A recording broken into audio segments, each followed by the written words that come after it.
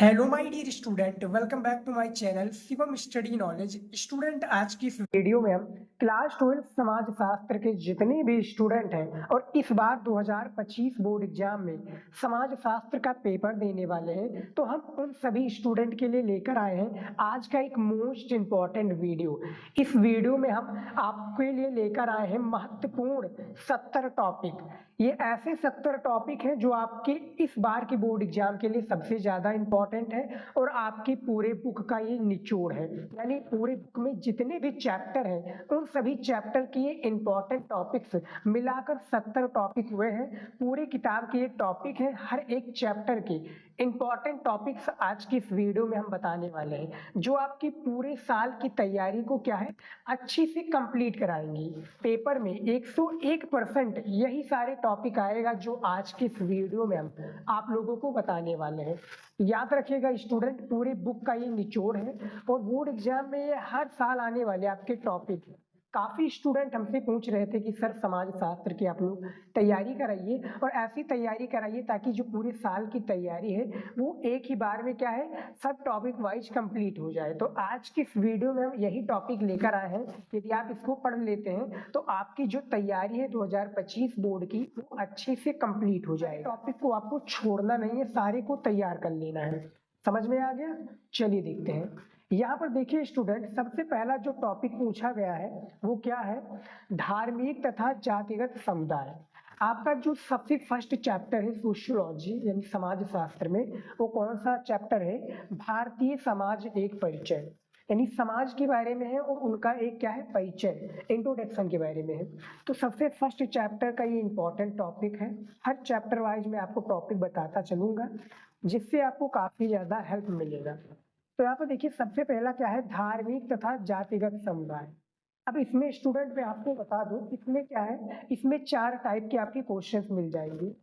4 type के आपके क्या है क्वेश्चंस इसमें मिल जाएंगे। सबसे पहला आपका मिल जाएगा अति लघु उत्तरीय। देखिए अति लघु, फिर लघु, उसके बाद में क्या है दीर्घ उत्तरीय। ये 3 टाइप के इसमें मिल जाएंगे। बाकी का एक जो टाइप का क्वेश्चन बनेगा आपका बहुविकल्पीय, मैं आपका ऑब्जेक्टिव टाइप में यानी बहुविकल्पीय का अलग वीडियो से क्या है वो कंप्लीट करा दूंगा। फिलहाल आप इन सभी टॉपिक्स पर गौर कीजिए और सारे इंपॉर्टेंट टॉपिक्स को लिख लीजिए। तो यहाँ पर देखिए स्टूडेंट, सबसे पहला जो है धार्मिक तथा जातिगत समुदाय। इसमें काफी सारे आते हैं, जैसे धार्मिक तथा जातिगत समुदाय। समुदाय से आप क्या समझते हैं, इसमें सृजन कैसे किया जाता है। तो 2-2 नंबर का या 3-3 नंबर का क्वेश्चन होता है।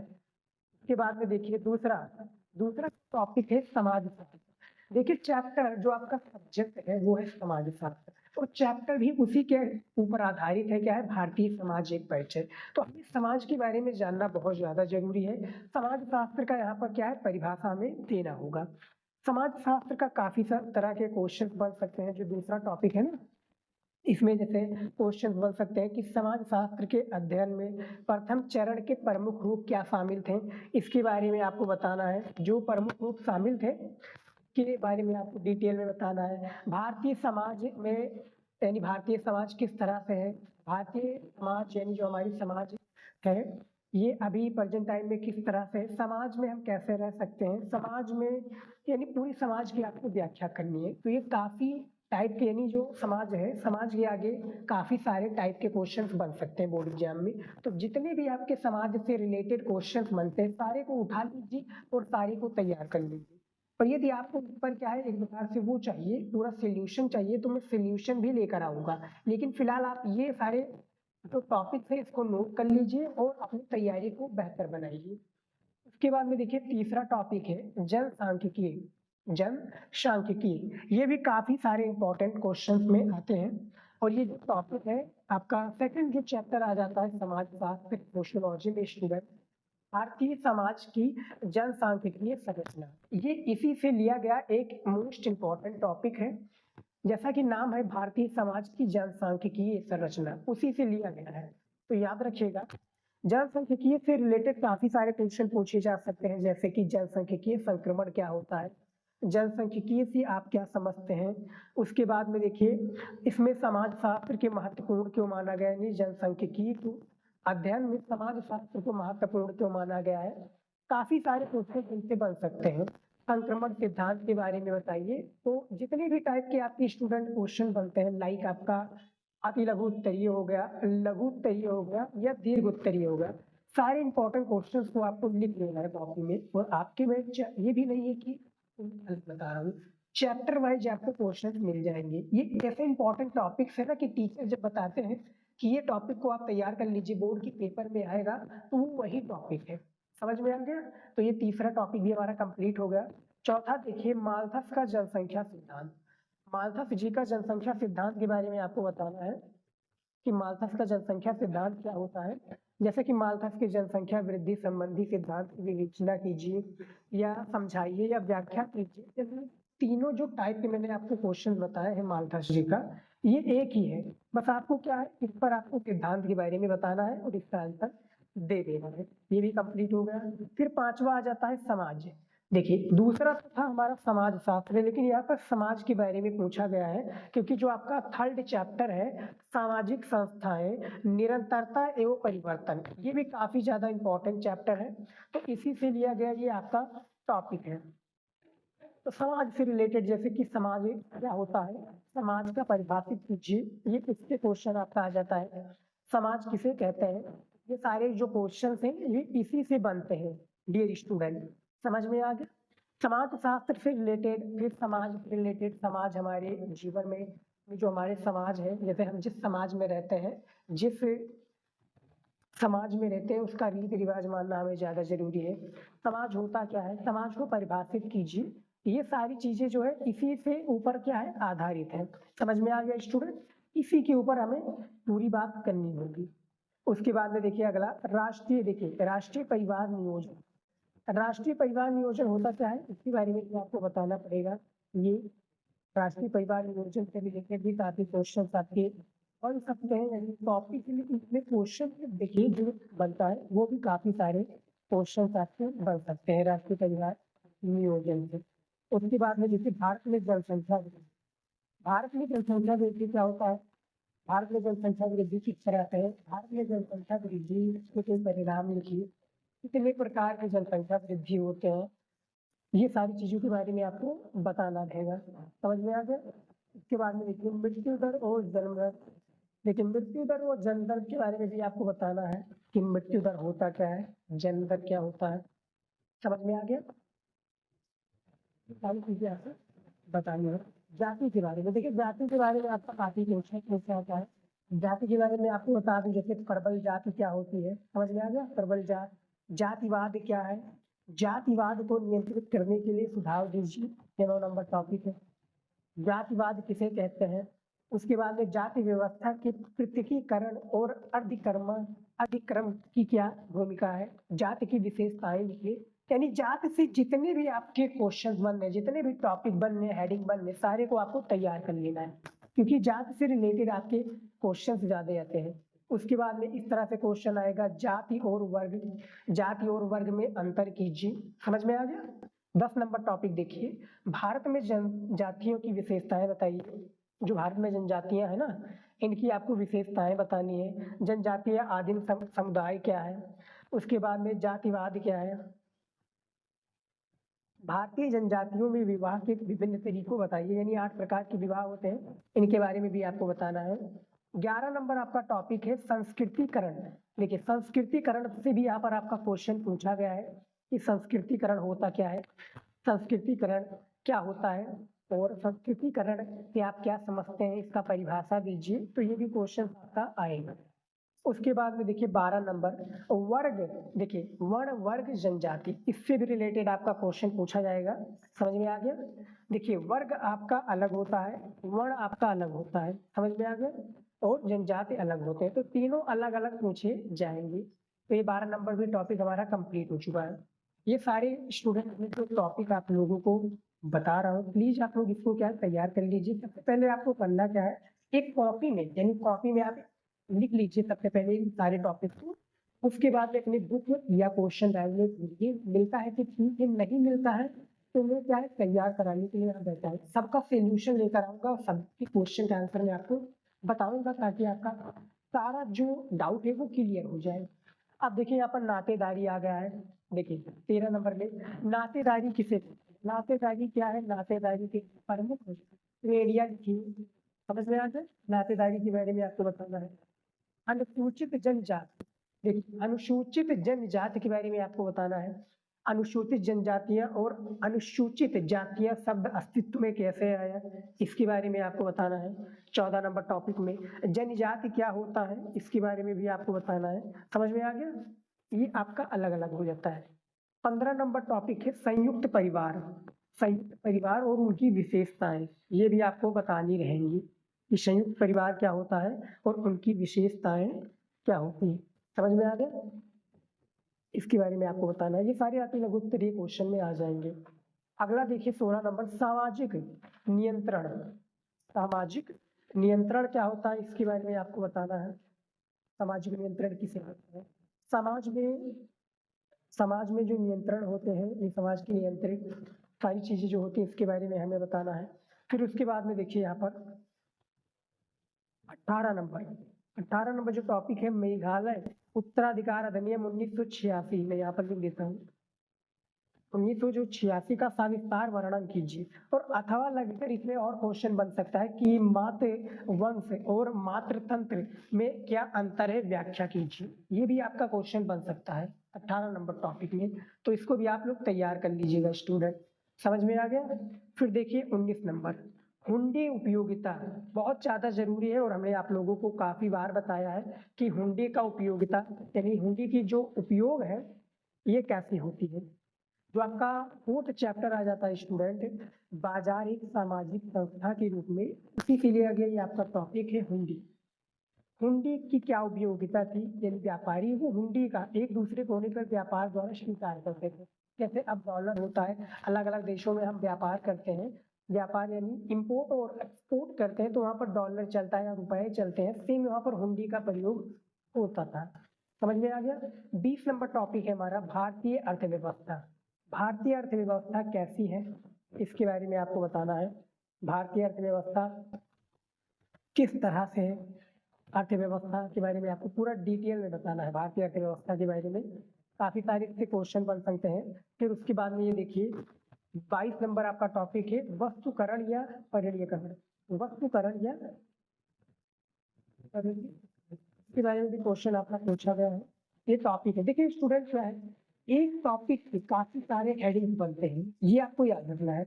जैसे मान लीजिए हमने ये 22 नंबर टॉपिक आपको बताया है, इसमें काफी सारे, जैसे इसमें सविस्तार वर्णन कीजिए, फिर आधुनिक बाजार की प्रमुख विशेषताएं बताइए, प्रतिष्ठा का प्रतीक क्या है, ये इन्हीं का अंग है। एक प्रकार से अथवा लगकर ये क्वेश्चन बना है। समझ में आ गए, अथवा लगकर ये सारे क्वेश्चन क्या है बने हुए हैं, ये आपको इतना समझ में आना चाहिए। इसके बाद में देखिए 23 नंबर टॉपिक भूमंडलीकरण की केंद्रीय विशेषता बताइए। जो भूमंडलीकरण है ना, इसकी केंद्रीय आपको विशेषता बतानी है। भूमंडलीकरण के तहत कौन कौन सी प्रक्रियाएं सम्मिलित होती है, ये इसमें आपका आ जाता है। समझ में आ गया। फिर उसके बाद में देखिए 24 नंबर टॉपिक अपवर्जन या बहिष्कार। अपवर्जन और बहिष्कार के भी स्वरूप होते हैं कि अपवर्जन किसे कहते हैं, बहिष्कार क्या होता है। अंतःविवाह, देखिए अंतःविवाह के बारे में हम आप लोगों को काफी बार बता चुके हैं। अंतःविवाह होता क्या है, समझ में आ गया। अंतःविवाह के बारे में भी आपको याद रखना है।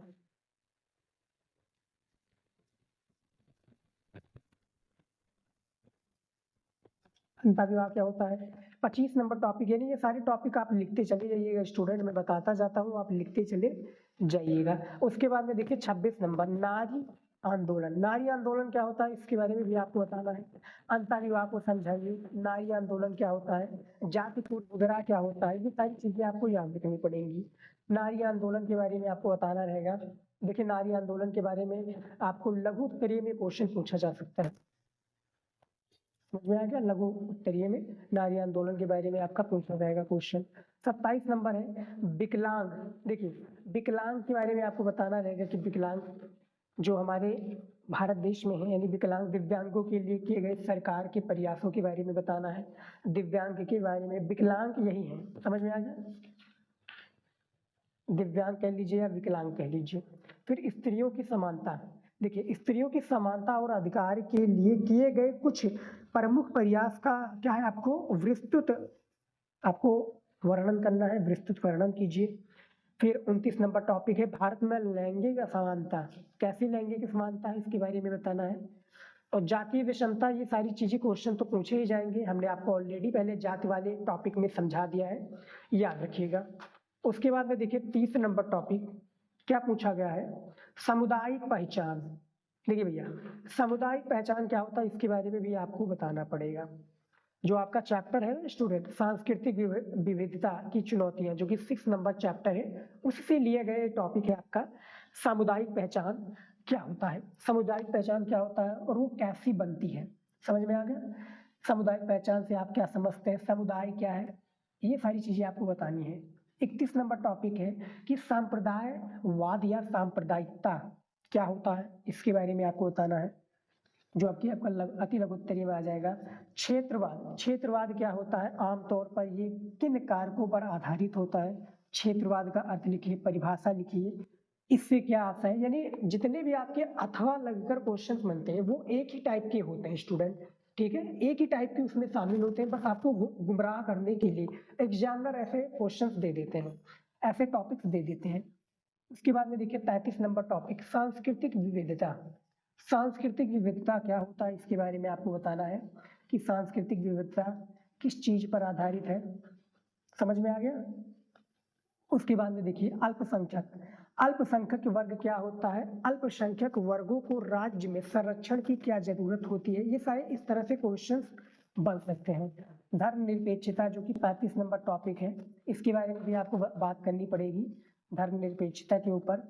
ये इस तरह से क्वेश्चन आएंगे, जो धर्मनिरपेक्षता है इससे आप क्या समझते हैं, राष्ट्रीयता के निर्माण में इसकी भूमिका की वर्णन कीजिए, ये धर्मनिरपेक्षता से आपके क्वेश्चन बन सकते हैं।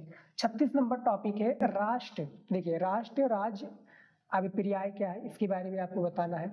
37 नंबर टॉपिक है औद्योगिकीकरण और नगरीकरण, बहुत ज्यादा इंपॉर्टेंट ये टॉपिक है। तो प्यारे विद्यार्थी, जितने भी मैं टॉपिक आप लोगों को बता रहा हूँ, आपको कॉपी पेन लेकर बैठ जाना है, आराम से सारे टॉपिक को लिख लीजिए। उसके बाद में अपनी बुक में, जो आपका सोशियोलॉजी का बुक है या अपने जो क्वेश्चन बैंक आपने लिया है उसमें ढूंढिएगा। चैप्टर वाइज में ये बता देता हूँ कि चैप्टर वाइज आपको मिल जाएगा। एक टॉपिक के काफी सारे हेडिंग्स होते हैं, ये आप लोग याद रखिएगा, तो उन सभी हेडिंग्स को भी तैयार कीजिए और टॉपिक को याद रखिए। जब आप टॉपिक से रिलेटेड जब आपका क्वेश्चन बोर्ड एग्जाम में पूछा जाएगा तो मैं आपको बताते चलूंगा। फिलहाल मैं इसका सोल्यूशन जल्दी लेकर आने वाला हूँ, आप लोग ज्यादा से ज्यादा कमेंट कीजिए, हम हर एक सब्जेक्ट पर क्या सोल्यूशन लेकर आएंगे इसका वीडियो बनाकर। फिर यहाँ पर देखिए औद्योगिकीकरण और नगरीकरण क्या होता है, समझ में आ गया, इसके बारे में आपको बताना है। नगरीकरण किसे कहते हैं, नगरीकरण क्या होता है इसके बारे में भी आपको डिटेल में बात करनी पड़ेगी, समझ में आ गया। उसके बाद में देखिए राष्ट्रीय योजना, राष्ट्रीय योजना के बारे में बताना है। आधुनिकीकरण क्या होता है 40 नंबर टॉपिक है। 41 नंबर टॉपिक है पश्चिमीकरण, पश्चिमीकरण क्या होता है इसके बारे में भी आपको बताना, पश्चिमीकरण किसे कहते हैं, पश्चिमीकरण के कितने विशेषताएं हैं, स्वरूप बताइए क्या है। उसके बाद में देखिए 42 नंबर धर्मनिरपेक्षीकरण, धर्मनिरपेक्षीकरण क्या होता है स्टूडेंट, देखिए धर्मनिरपेक्षीकरण में काफी सारे क्वेश्चंस आपके बन सकते हैं धर्मनिरपेक्षीकरण से, कि धर्मनिरपेक्षीकरण होता क्या है, आशय क्या है, ये सारी चीजें आपको बतानी है। कानून एवं न्याय के बारे में आपको बात करनी है कि कानून क्या होता है, न्याय क्या होता है, कानून एवं न्याय में अंतर बताइए, कानून और न्याय क्या है, इस तरह से आपके टॉपिक बनेंगे। 44 नंबर टॉपिक है जनतांत्रिक, जनतांत्रिक राजनीति क्या होता है, पंचायत क्या होता है। देखिए बहुत ही ज्यादा इंपॉर्टेंट क्वेश्चन आपका यहाँ पर आ चुका है, पंचायत होता क्या है इसके बारे में आपको बताना होगा, ये पंचायत होती है, समझ में आ गया। 45 नंबर टॉपिक, ये सारे टॉपिक लिख लीजिए। लोकतांत्रिक व्यवस्था, देखिए लोकतांत्रिक व्यवस्था हमारा आ गया है, जो कि अगला टॉपिक कौन सा है, 46 नंबर टॉपिक, ये देखिए 46 नंबर टॉपिक है लोकतांत्रिक जो है व्यवस्था क्या है, इसके बारे में आपको पूरा डिटेल में समझाना है। ये लोकतांत्रिक व्यवस्था होती है, लोकतांत्रिक व्यवस्था की विशेषताएं बताइए, परिभाषा दीजिए। तो ये सारे हेडिंग्स बन सकते हैं इसके आपके लोकतांत्रिक के ऊपर, समझ में आ गया। उसके बाद में देखिए भारतीय संविधान, ग्रामीण समाज और समुदाय, ग्रामीण समाज और समुदाय, ये हमारा 48 नंबर टॉपिक है। भारतीय संविधान के बारे में आपको 47 नंबर टॉपिक में पता चलेगा, इसके बारे में भी आपको बताना है। उसके बाद में देखिए अगला जो हमारा आ जाता है हरित क्रांति। देखिए हरित क्रांति से रिलेटेड भी काफी क्वेश्चन आपके आते हैं। हरित क्रांति की परिभाषा दीजिए। समझ में आ गया? हरित क्रांति की आपको क्या करना है, परिभाषा देना है आपको हरित क्रांति के ऊपर कि हरित क्रांति से आप क्या समझते हैं। हरित क्रांति के यानी हरित क्रांति जो आपका होता है ना, हरित क्रांति के किन्हीं 3 प्रमुख प्रभावों के बारे में लिखिए। 50 नंबर टॉपिक है स्वतंत्रता बाद जो ग्रामीण समाज है वो कैसा था, ग्रामीण समुदाय क्या होता है। समझ में आ गया? ग्रामीण समाज की 4 विशेषताएं लिखिए। ये इसी तरीके से आपके टॉपिक से पूछे जाते हैं। 51 नंबर टॉपिक है भूमि हदबंदी अधिनियम क्या होता है। 51 नंबर टॉपिक में ये आपको बताना है जो भूमि हदबंदी नियम होता है ना, इसके बारे में आपको बताना है पूरा डिटेल में। भूमि कृषि मजदूरों तथा जो भूमि कृषि मजदूरों तथा प्रवसन करने वाले मजदूरों के हितों के लिए आपको उनकी जानकारी देनी होगी। भूमि हदबंदी अधिनियम क्या है इसके बारे में बताना है, पूरा डिटेल में समझाना है। यहाँ पर देखिए 52 नंबर टॉपिक दिया हुआ है कि ग्रामीण और नगरीय। देखिए ग्रामीण और नगरीय समाज में अंतर पूछा जा सकता है आपका समाज शास्त्र में, इसके बारे में बताना है। फिर भारत में कृषक संरचना क्या है, भारत में जो कृषक संरचना है इसके बारे में बताना है। फिर प्रबल जाति के कृषि संरचना से क्या है इसके बारे में भी बताना है। यानी सारी चीजें आपको डिटेल में समझानी पड़ेंगी। मैं तो आपको यहाँ पर बता देता हूँ, लेकिन इसका जब आप अपने बुक में ढूंढेंगे, एक एक टॉपिक ढूंढेंगे, एक एक हेडिंग आपको मिलेगा, तब आपको सारी चीजें डिटेल में समझ में आती जाएंगी। 54 नंबर हमारा टॉपिक है वैश्वीकरण। क्या है? वैश्वीकरण। वैश्वीकरण से भी आपके क्वेश्चन जो है बोर्ड एग्जाम में काफी ज्यादा पूछे जाते हैं। यानी एक पूरा चैप्टर ही होता है इसके लिए। 55 नंबर टॉपिक है संविदा खेती। संविदा खेती क्या होती है इसके बारे में भी आपको बताना पड़ेगा। ठीक है स्टूडेंट, संविदा खेती क्या होती है। संविदा खेती का सोदाहरण उदाहरण दीजिए। यानी ये आपका अथवा में ज्यादातर पूछा जाता है, जैसे भूमंडलीकरण और उदारीकरण का ग्रामीण समाज पे क्या प्रभाव पड़ा, इसके बारे में आपको बताना है। समझ में आ गया? फिर 56 नंबर आपका टॉपिक है अलगांव और औद्योगिकरण, जो कि आपका जो चैप्टर आ जाता है स्टूडेंट, कौन सा चैप्टर आ जाता है, 5वां नंबर चैप्टर, जो कि खंड खा का औद्योगिक समाज में परिवर्तन और विकास, इससे लिया गया चैप्टर से इंपॉर्टेंट क्वेश्चन है। संविदा खेती तो हो गया। अलगाव, अलगाव से आप क्या समझते हैं, और औद्योगिकरण, औद्योगिकरण के कारण आपको बताना, औद्योगिकरण की 3 विशेषताएं बतानी है। फिर उसके बाद में देखिए 57 नंबर टॉपिक उदारीकरण में रोजगार क्या है। उदारी जो करण है इसमें रोजगार के बारे में आपको बताना है। सामाजिक असमानताएं, सामाजिक जो असमानताएं के बारे में भी आपको डिटेल में बात करनी पड़ेगी 58 नंबर टॉपिक में, ये भी बता दिया हमने। उसके बाद में देखिए 59 नंबर टॉपिक है इलेक्ट्रॉनिक अर्थव्यवस्था। इलेक्ट्रॉनिक अर्थव्यवस्था के बारे में डिटेल में बताइए। 60 नंबर टॉपिक है 1982 बम्बई टेक्सटाइल के ऊपर बात करनी है। 1982 में जो आपका बम्बई जो टेक्सटाइल था, इसके बारे में आपको डिटेल में समझाना पड़ेगा कि क्या होता है। समझ में आ गया? ये सारे क्वेश्चन इंपॉर्टेंट हैं और आपके बोर्ड एग्जाम की दृष्टि से बहुत ही ज्यादा इंपॉर्टेंट है। ये सारे टॉपिक आप स्टूडेंट तैयार कर लेंगे तो मैं गारंटी देता हूँ कि आपका क्या है, आपका लगभग लगभग क्या 70% आपने क्वेश्चंस को तैयार कर लिया है। और इसमें टॉपिक में ये मत देखिए 70 टॉपिक तो हमने आपको लेकर आया हूँ, इसमें हेडिंग भी काफी बनते हैं। ये नहीं कि टॉपिक ही आपने पढ़ लिया और आपका बेड़ा पार है, इसमें आपको हेडिंग तैयार करना पड़ेगा और ऑब्जेक्टिव क्वेश्चंस के लिए मैं वीडियो लाता रहूंगा। समझ में आ गया? उसके बाद में देखिए 1982 में बम्बई टेक्सटाइल के ऊपर आपको बात करनी है। ठीक है, ये भी टॉपिक हमारा क्लियर हो गया। अगला टॉपिक देखिए 61 नंबर टॉपिक देखिए संस्कृत पर भूमंडलीकरण। संस्कृत पर भूमंडलीकरण ये हमारा 61 नंबर टॉपिक है, इस पर भी आपको आंसर देना है। डिजिटल इंडिया, डिजिटल इंडिया के ऊपर भी बात यहाँ पर हो रही है। डिजिटल इंडिया क्या होता है, मास मीडिया क्या होता है, शोप ओपरा, शोप ओपरा के बारे में आपने जाना है कि नहीं जाना है, कमेंट में बताइएगा शोप ओपरा क्या होता है। फिर इसके बाद में एक और पूछा जाएगा एटक, एटक क्या होता है इसके बारे में भी हमने काफी बात किया हुआ है।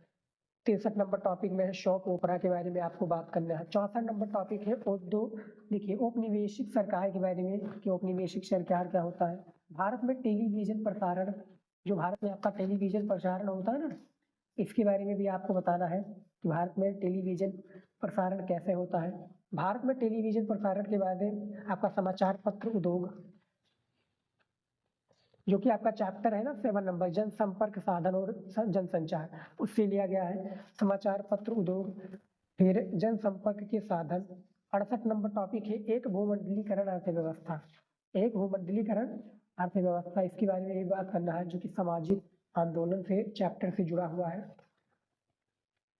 69 नंबर टॉपिक है सांस्कृतिक परिवर्तन, सांस्कृतिक परिवर्तन पर भी आपको बात करनी है, सामाजिक आंदोलन के ऊपर आपको बात करनी है। लास्ट हमारा टॉपिक बचता है जाति व्यवस्था की विषमता, जाति व्यवस्था की क्या है विषमता, ये हमारा लास्ट टॉपिक है आज की इस वीडियो का।